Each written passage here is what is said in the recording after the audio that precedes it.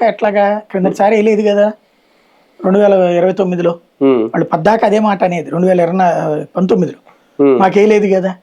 కాబట్టి మమ్మల్ని గుర్తించి మార్కులు వేసింది తెలుగుదేశం, దాని చేత మార్కులు వేయించుకుంటే చాలనుకుంటున్నారు వాళ్ళు.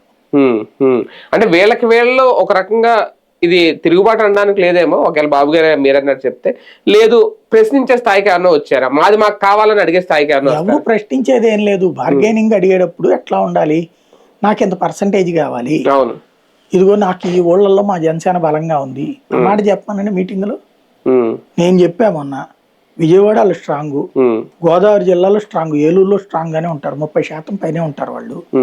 అట్లాగే కాకినాడలో స్ట్రాంగ్ గానే ఉంటారు, భీమవరంలో స్ట్రాంగ్ గానే ఉంటారు, తణుకులో స్ట్రాంగ్ గానే ఉంటారు, అదేది రాజమండ్రిలో స్ట్రాంగ్ గానే ఉంటారు. ఈ అన్నిటి చోట 30% బలం అయితే గ్యారంటీ, 30 గ్యారంటీ ఉంటది జనసేనకి. ఆ స్థాయిలో టికెట్లు ఇస్తారు అక్కడ. ఆ తర్వాత విశాఖపట్నం నాకు తెలిసి అక్కడ కూడా 30% ఉంటుంది బలం జనసేనకి.